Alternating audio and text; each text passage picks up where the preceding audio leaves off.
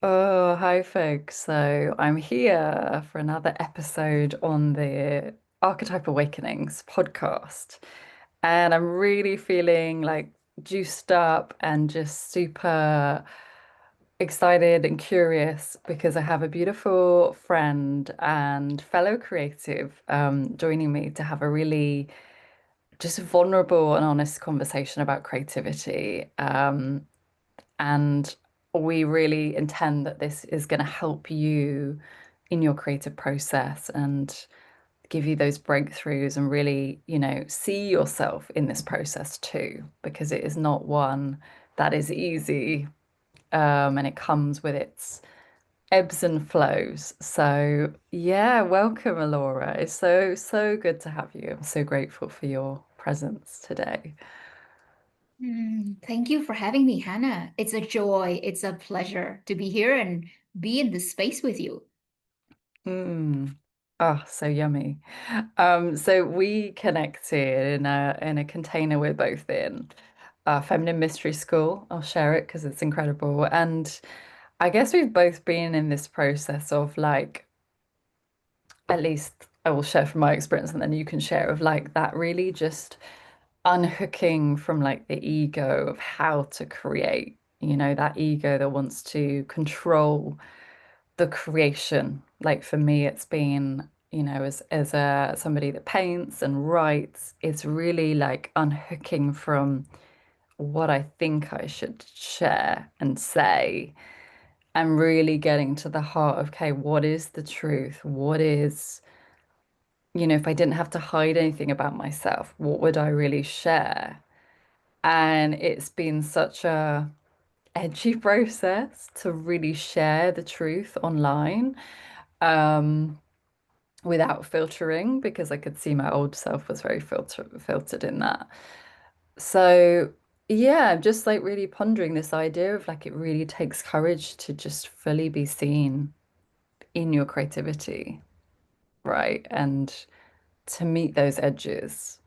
And I know we both did the 30 days, or you're doing at the moment, 30 days of sharing your truth online, right? Of just writing and sharing whatever comes out. And I just would, yeah, just love to explore that. And, you know, how has that been for you? Because I know for me, it really stretched me. And there was like a post I shared about, not wanting children in this lifetime. And probably the old me is like, oh, I can't actually say that. But there was so much liberation for me when I shared that, and it was met with a lot of people that resonated with that message. Um, and there's been other posts, but yeah, I just want to speak to that because I feel there's so much link to us protecting ourselves and our ego, stopping us from really sharing like our true genius and our true vulnerability, right?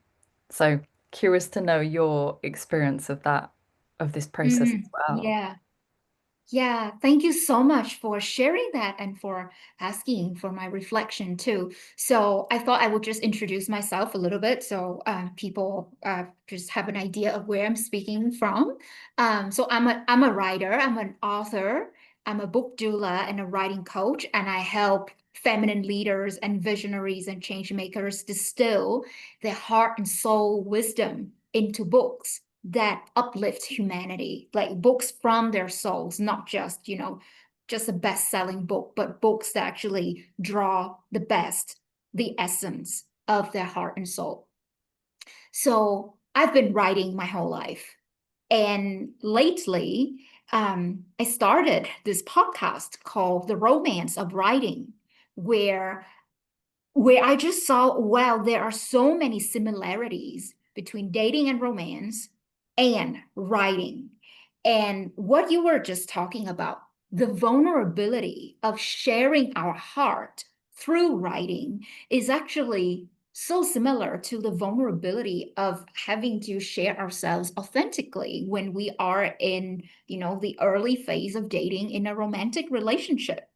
Like, I think what you're saying really speaks to the deepest longing and yearning that all of us have, the deepest longing to be seen in our greatest brilliance and genius and wisdom and gifts, and also being seen in the darker shadows and not so brilliant parts of ourselves, to be seen for all of that, for all aspects, all facets of ourselves.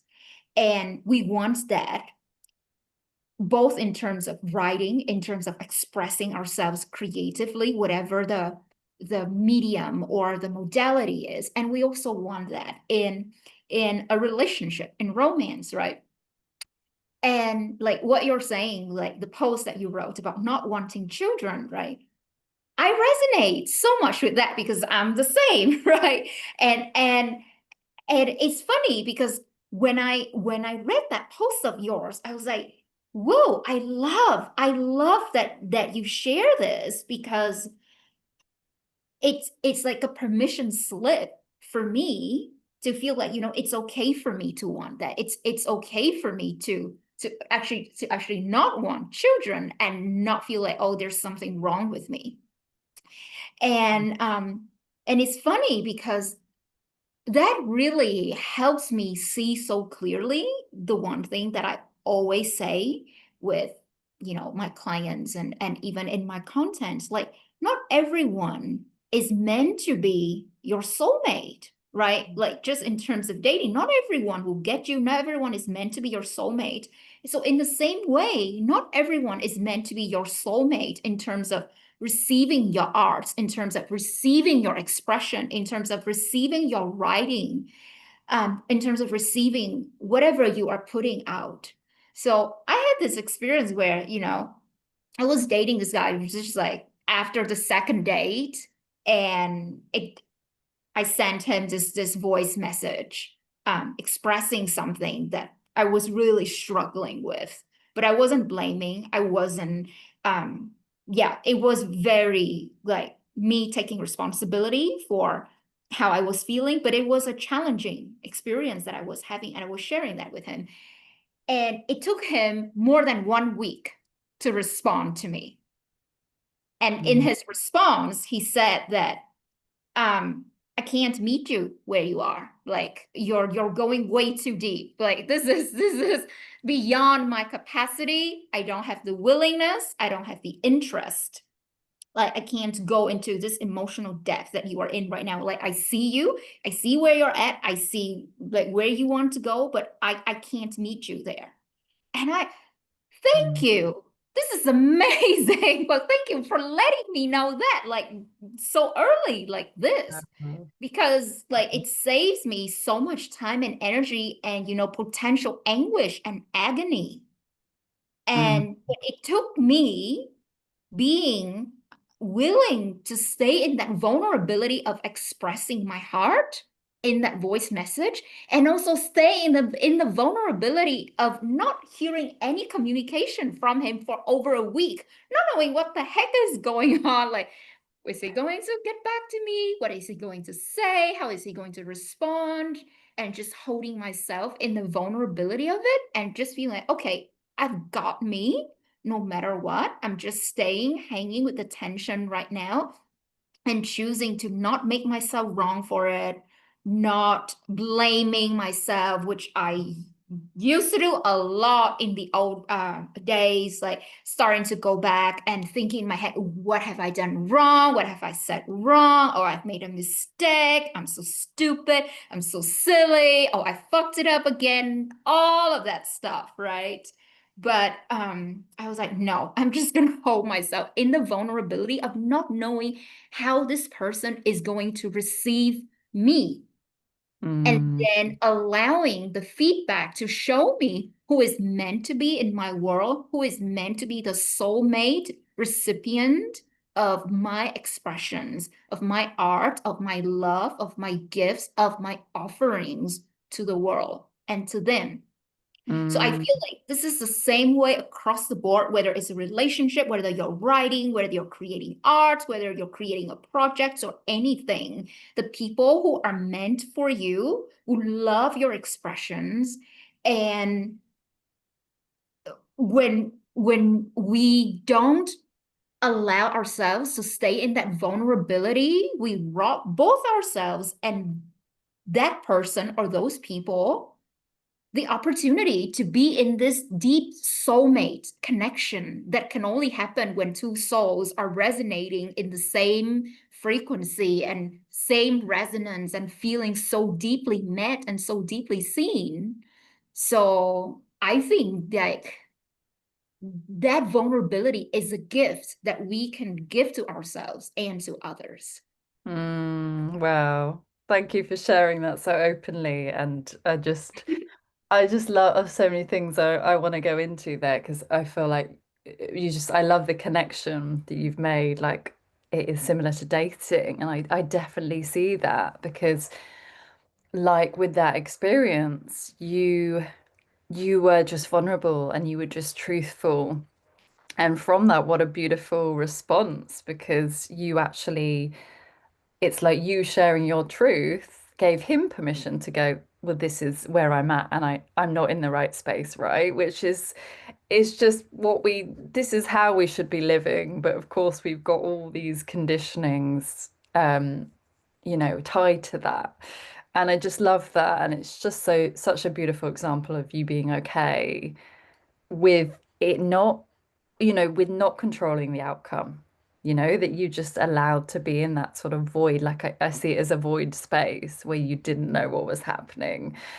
And I feel like that void space is so much of our creative journey. And risking things because to be vulnerable is to be to risk something, to risk your heart and actually go, like with that example with this guy, you didn't know what was going to happen. It's like I paint a picture. I don't know what's going to happen in the end. You write a book, you don't know how it's going to come together. And I'm just like free flowing with this because the void space to me is something that people are um, so anxious of and so avoidant of. And, I'll share, I guess, as a tangible example, because the void can sound like a kind of concept. But it's like how I describe the void on the sort of spiritual creative journey. It's like the void space, which I would say you were in. So that's a great illustration of that week, is like you're just very inward and it feels like the doors around you have closed. And so that happens like a point in our lives, particularly when we're creating, where we go inwards and we move into a space of stillness and rest so that idea or that seed of a vision that we have can kind of percolate and can grow and can simmer away.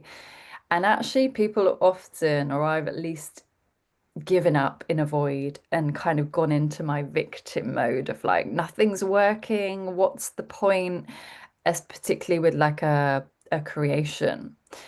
And I think we all have these moments when we're creating where we doubt it, where we try and self-sabotage because it's not going the way we want it to. But what I see is when you're in that void space, actually that's when the magic is happening.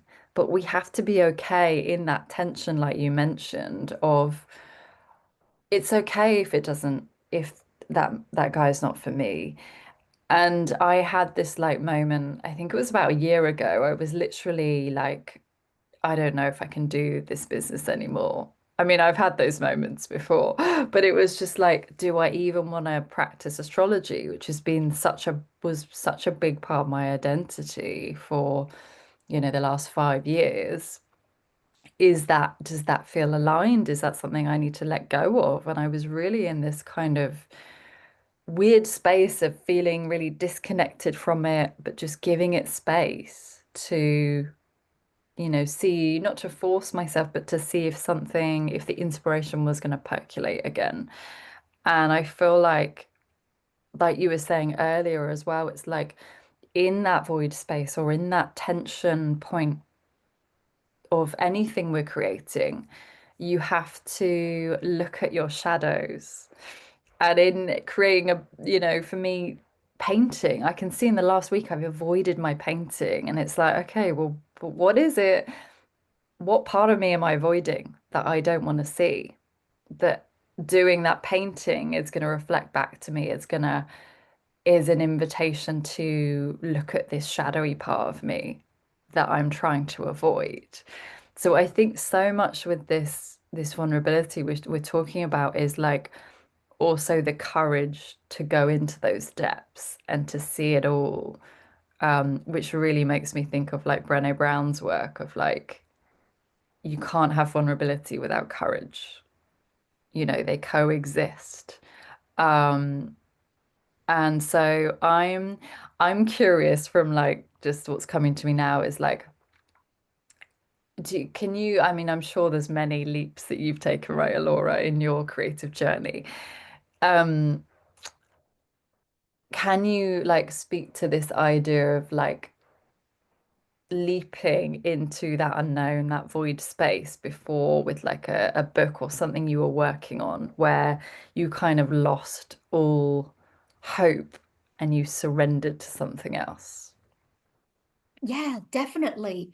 Definitely. And I would say, like when you were talking about the vulnerability and the courage in the creative process, um, I think part of what makes it feel so difficult to be with the uncertainty of the creative process, part of the reason why it feels so difficult to allow ourselves to be in the void of not knowing is because somehow we are sold this idea that creativity is a linear process.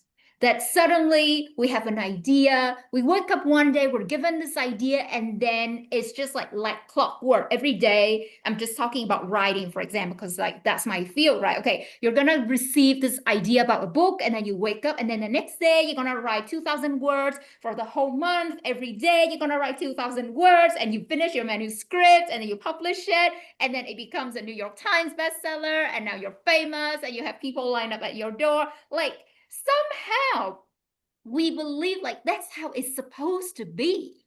So then when our journey doesn't look anything like that, we feel like, oh shit, what's wrong with me? Like, this is not how I thought it was going to be. Like, something is wrong here. And then we lose hope. And then we feel down on ourselves. And then we go into this like downward spiral.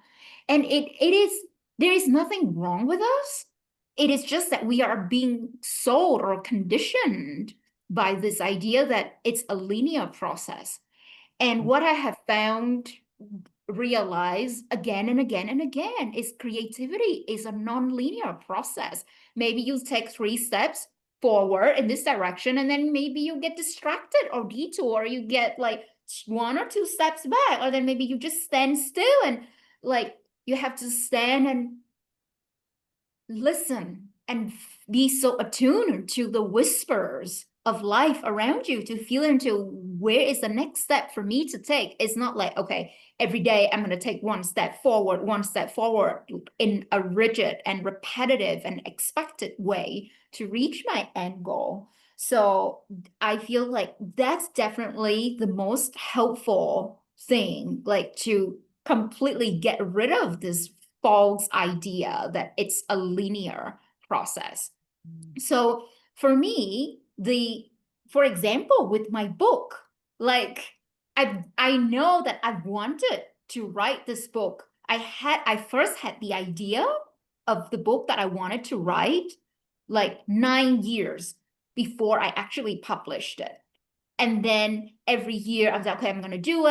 And I had this one idea. And then the next year it turned into another idea. And then the year after, I just scrapped the whole thing. And there were so many twists and turns and detours. And at the end, I think that actually the turning point for me came when I'm like, I I am sure, I am committed, I really do intend. I am going to publish this book this year. I don't know what the theme is going to be about. I don't know, like, there's so many false starts and different topics and themes. I just didn't know what that was going to be about.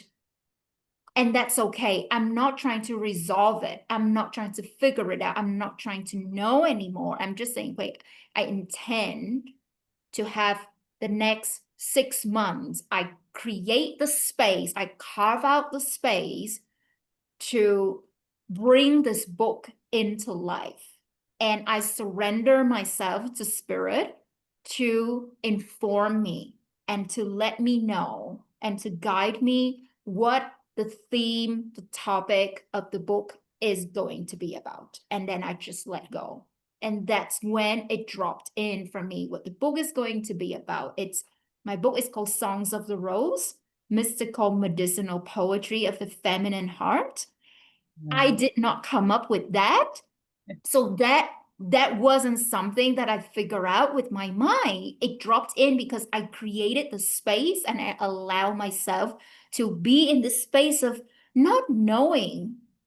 And I surrendered to it and then I received it from this space of the unknown. Wow. Oh, I'm getting goosebumps from that. Yeah, just so many things in that that you created the space for it to land. And I think Mm, that intention of like, I don't know how, I'm going to be in the unknown, like the vulnerability of how it's going to come together, but I'm carving out this 6 months mm, to create that thing. That's just it, and I think that's really such an important part of creativity, isn't it? Whether you're writing a book, that's a brilliant example, or creating a course, which is something like I've launched to start next month, is I guess to share my journey with that. So the intention piece here I want to speak about is being open to spirit coming through you. Because I think another important part of creativity is like when our ego tries to figure it out and like you say, a rigid plan of like I take this step and I write this many words a day, you're not in that free flow, you're not in that turned on creative feminine space, which is how we create, right? From that receptive softer energy of the feminine, which we all have, by the way, whether you're a man or a woman, masculine and feminine, whatever. Everyone has the masculine and feminine within them.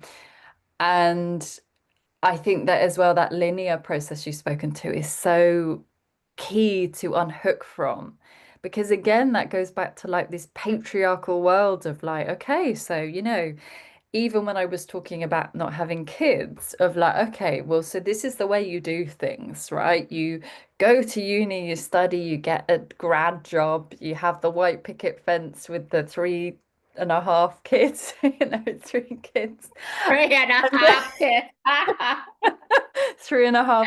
I don't know where that came from. And then you get married, and or the other way around, whatever. But it's such a step-by-step process, which is so, even just that is so deep in our conditioning that when we see this linear process with our life, that we think every element of our life has to be like that, right? Like that's how we go about relationships, that's how we go about creativity. And you're just going to get knocked down if you try it that way. And I believe me, I've tried to create from my ego. And for example, I guess as a little backstory, and I've shared to people on my YouTube, so I won't go too much into it. But for example, a place where I was in a really unknown space in my life was like, oh my gosh, it's crazy, almost like 10 years ago.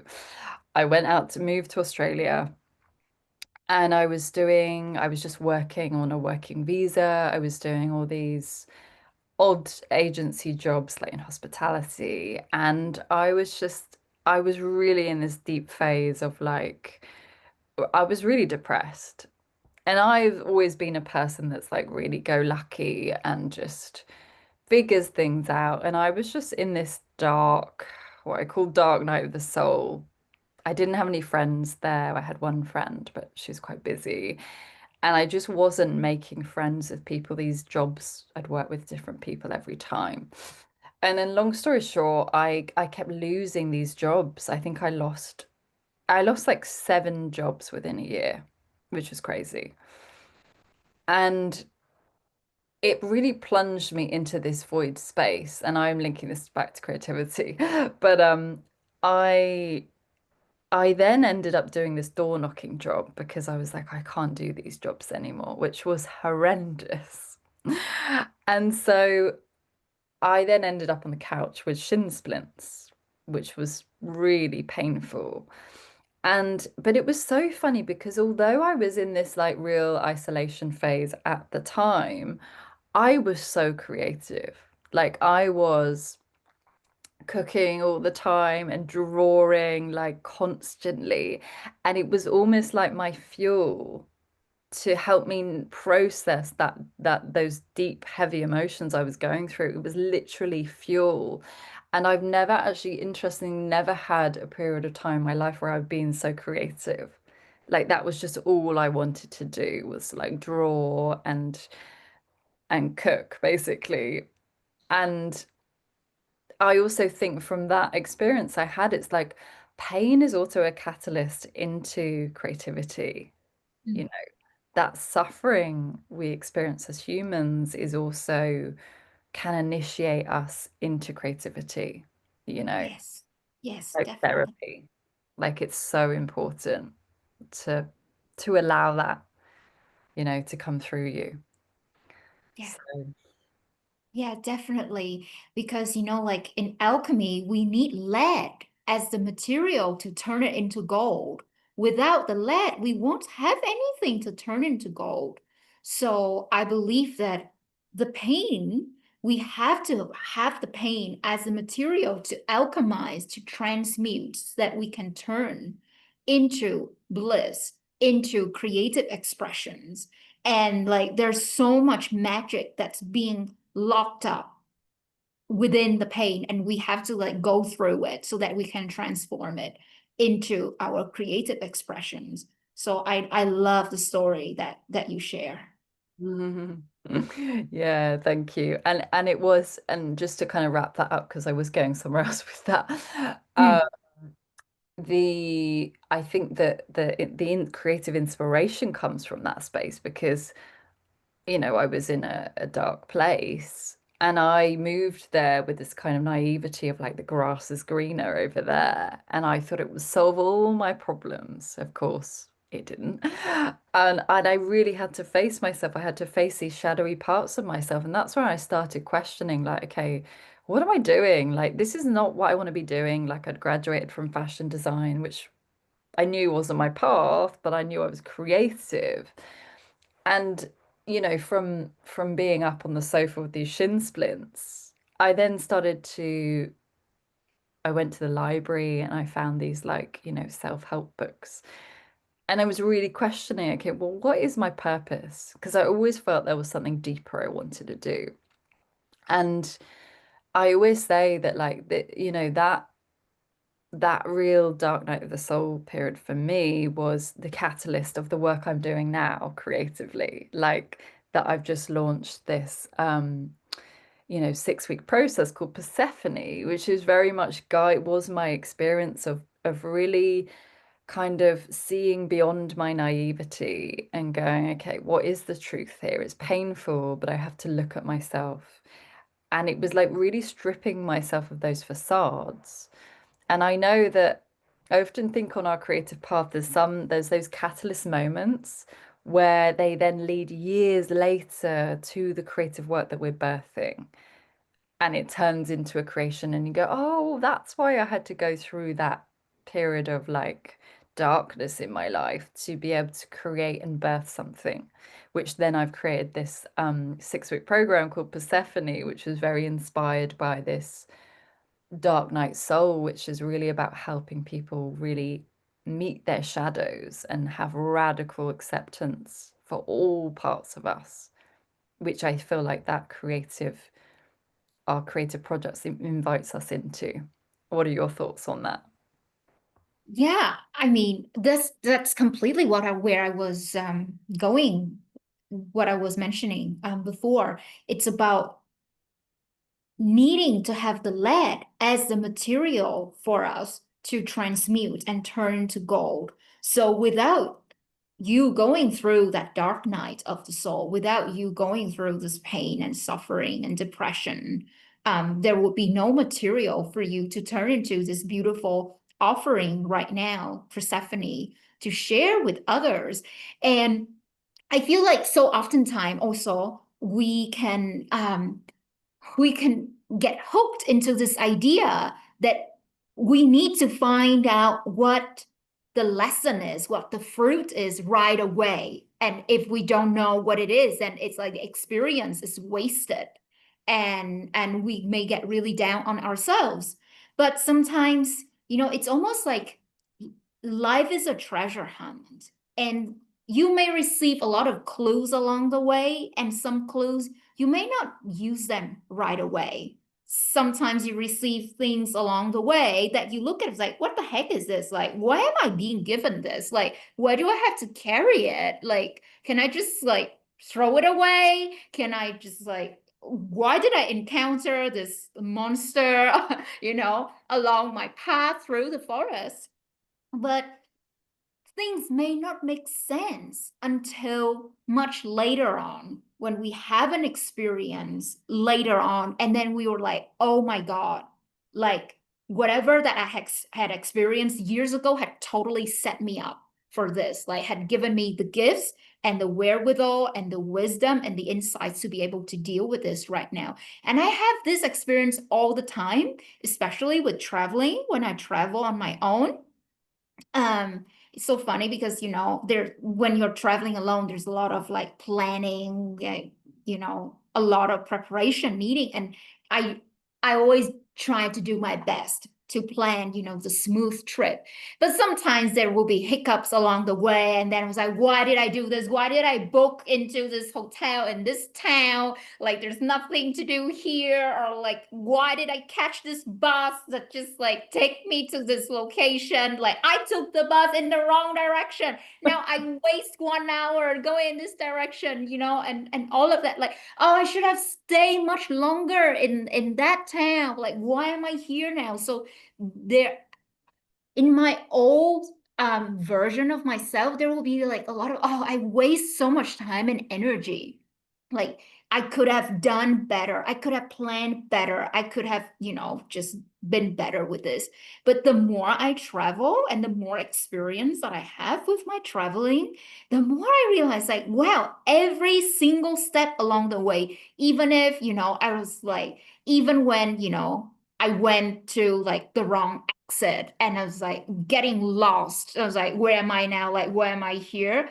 Even those experiences actually set me up for something in the future.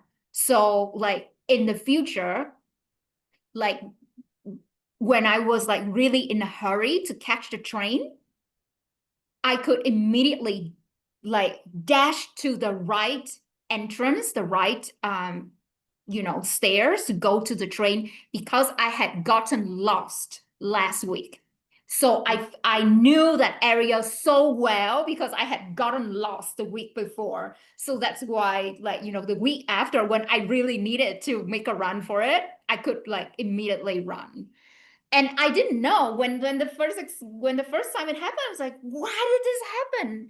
But sometimes we don't know right away, and we just need to have the patience and the trust, knowing that there is a higher order, and we don't even know, and we're just setting things up for ourselves to help ourselves. I always believe my current self very often look back to thank my past self for having gone through all of this and set up all of this so that my present self, get to enjoy the life that I'm having right now. Oh my God, I love that. So much to dig into. As you were sharing that, I was laughing because I was thinking that's exactly like the creative journey. Yes, I was like, that's such a great illustration that you've literally given us an illustration. Like, you get on the bus, it goes the wrong way, and then you get on another train, and then it goes the wrong way. And that is the creative journey, right? exactly. Trial and error. And it's cyclical. I'm always saying that it's cyclical, and it's and also in that process of you going the wrong way, you find another nugget of gold from going the wrong way or doing something that, oh, that was a mistake. Actually, maybe it's not a mistake. That's happening for me. And it kind of gives, I always think there's kind of surprises and delights in that going in the wrong direction. You find something else. And it's in that that you can be connected to that joyful, spontaneous part of, the creative process. Because I think as well, and I've been guilty of this, is taking it way too seriously. Like just taking that down and laughing and kind of being in that real childlike wonder of the creation. Being curious has really helped me unlock from that rigid, like it's got to look like this, the control that my ego wants to have, and go, okay, that didn't quite work, but maybe it's going to work this way instead. So I just love that illustration that you shared. Mm, mm. Yeah, Yeah. lovely. Yeah.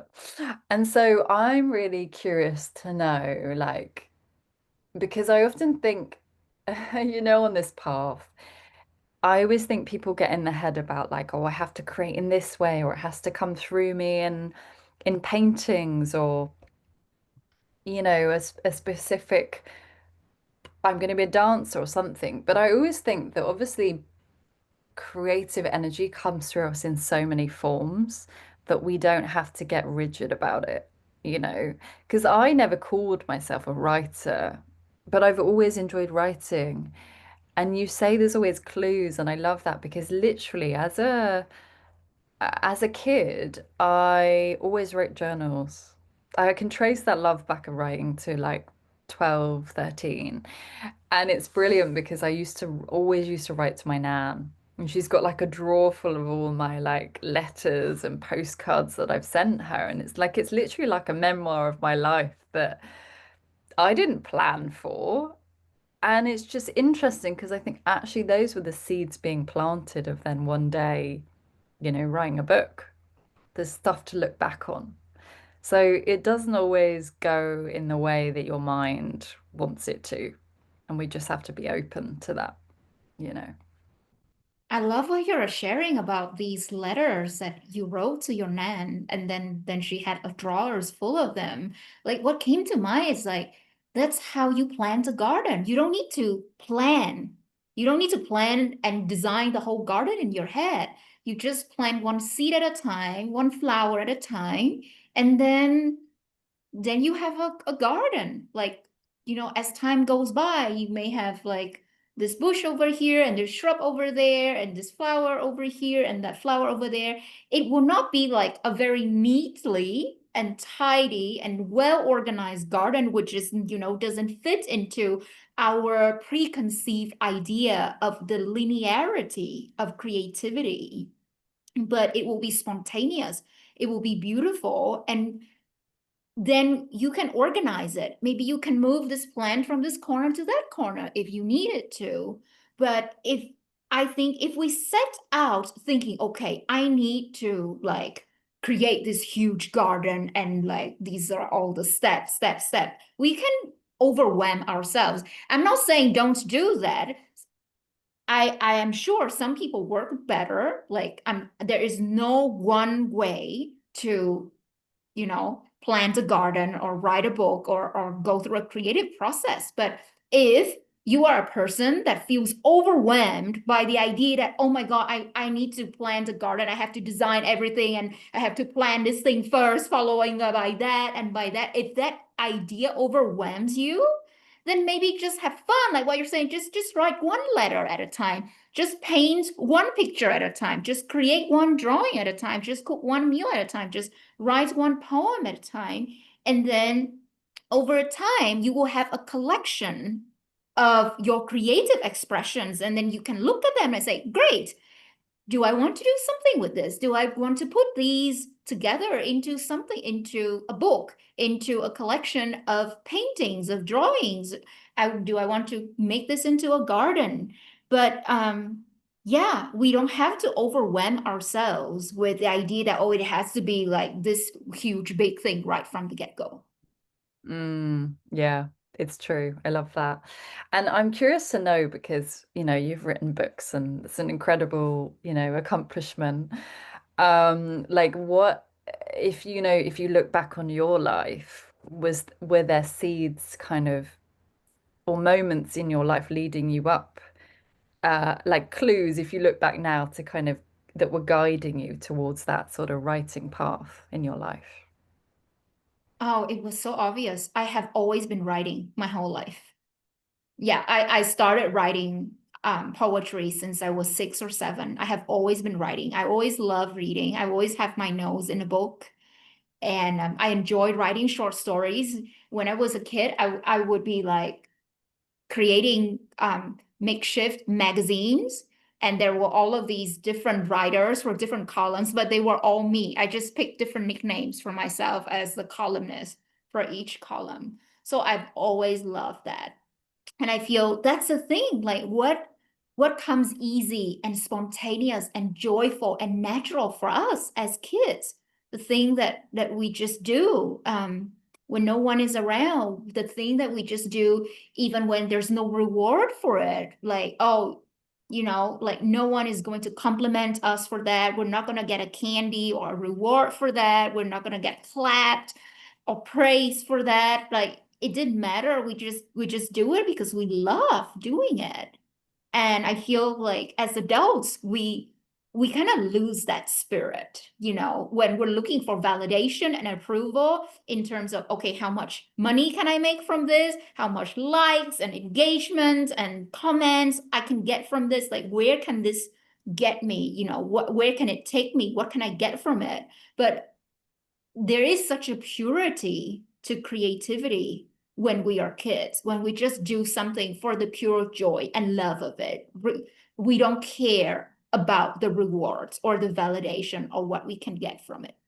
Mm, yeah, that's so true. And that, like you say, purity, it's just childlike wonder. And, I always think, unhooking from what you think you should create and actually asking, if money wasn't the object or the obstacle, like what would you literally create because you love creating it? And if you never got paid for that thing, what would you do?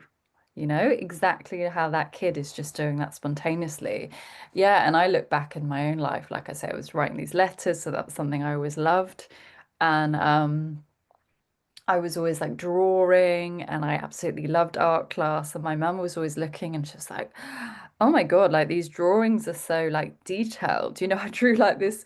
I remember there's this drawing and it's all like in colored pencils. It's like this big fruit bowl and like everything has detail. Even the pineapple has little like, the texture on this pineapple, it's just like it's not just a round, it's a pineapple with spikes.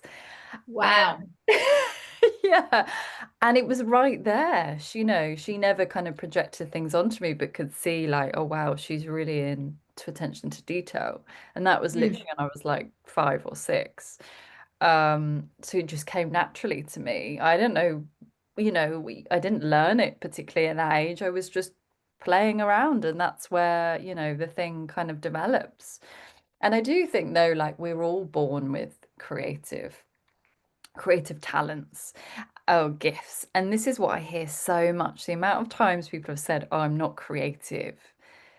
It's BS because some teacher said to them, they drew something and said, oh, that's not right. Or so we've made ourselves wrong and again tried to measure what creativity is based again on what society says is creativity, which just fuels me up because I'm like, it's not, there is not, you can't put creativity into a box, and thinking of like this innocence that we were speaking to. I always think of like, Pablo Picasso is a great example of that because his drawings were so like childlike. He wasn't trying to go, I'm trying to draw a face that is realistic. This comes from his joy and his playful spirit of like, I just want to create because it's fun. So it's really allowing ourselves to move out of that box that we try and put ourselves in. Um, yeah.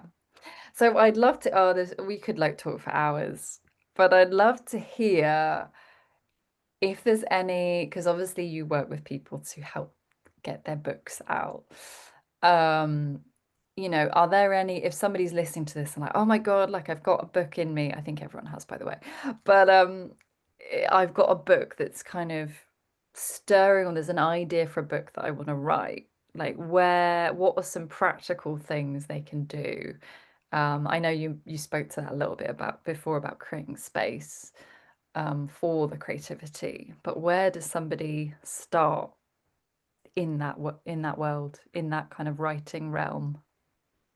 Yeah, amazing question. I love that. And there's only one place to start. And this is the one place that I will keep pointing people back to again and again and again. If you ask me this question in various places, my answer will always be the same. So I Right. love this question.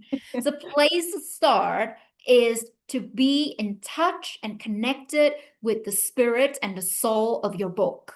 So you can't write a book like, you can't write a genius book, a book that comes from your soul, by trying to figure it out in your head. You have to drop or brace yourself up. You can say you drop in or bring yourself up to the level where the spirit or the soul of the book resides and lives.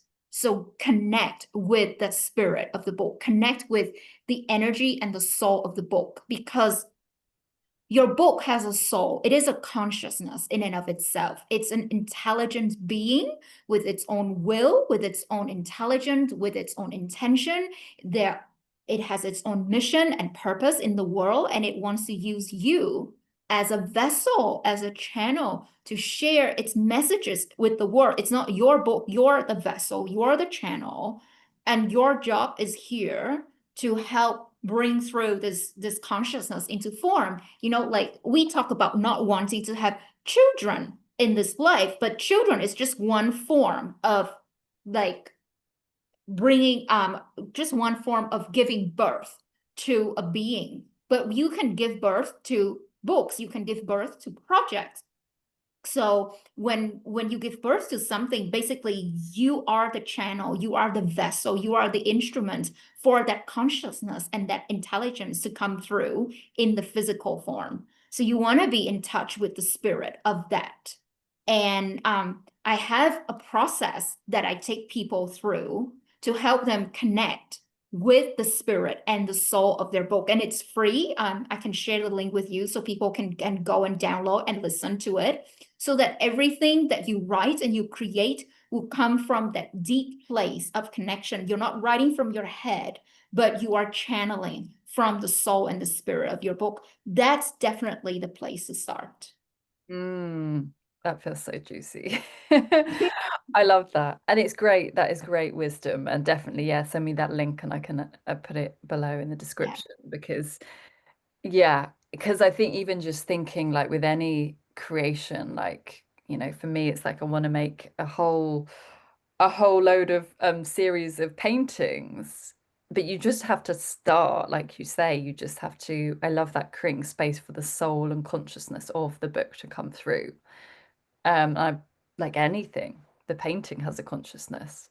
Um, so yeah, definitely, we'll definitely share that with people because I just even think in my head, oh, there's so many things I could write, and it's like, where do you start? That you just have to get out of your own way, don't you? And just be in that Yeah, receptive. get out of your head and start receiving from the soul of the book. That's what I would say. I love Mm. that. And also wanna celebrate you because I know you shared recently that was it a year since your book came out?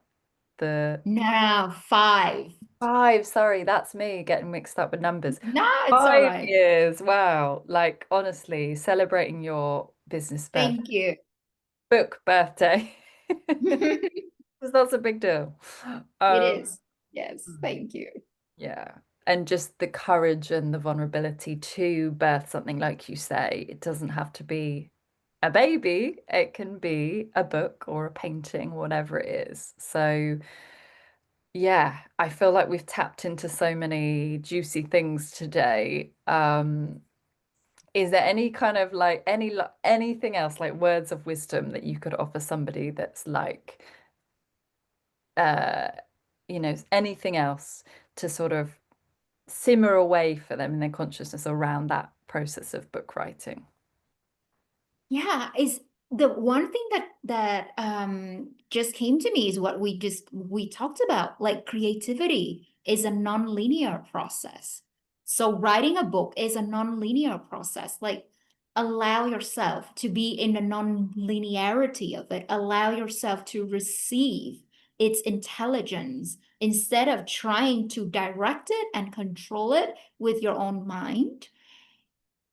And it's really helpful to have some kind of support, some kind of structure, some kind of containment so that your creativity has a container to flow within so that you can express, you can play, you can be spontaneous, but while being held in this container so that your life force energy and creativity has a channel to be directed and focused toward so that it can be anchored into form. I love that. I'm always telling clients and creatives, like, you need a container. You need That's a that. container because people don't like the word structure. But actually, to me, that container is the masculine that gives Yes, space for the feminine to flow within that. yes, yes. And something, I don't know if you read this book, but I always rave about it. Absolutely loved The Artist's Way. Have you read that? Oh, definitely. Right? Yes, That yes, the morning pages is so helpful to just brain dump and get the clutter out your head so you can write. That at least has freed me up with my writing before as well. So absolutely. yeah, Yes. amazing. Well, I feel like we could talk for hours, but I feel like that's a very good place to pause. But thank you so Mm. much for like your bringing your open heart and just sharing so vulnerably and so openly. Thank you. Thank you. It's been a joy and a pleasure. I love sharing, creative inspiration and insights and nuggets. I could do this anytime. Oh, thank you, Elora. I'll put all your, links so people can connect with you, go connect with Elora. Like she's really sharing her truth and being very vulnerable on social media, and it's very juicy. So you want to go read her content.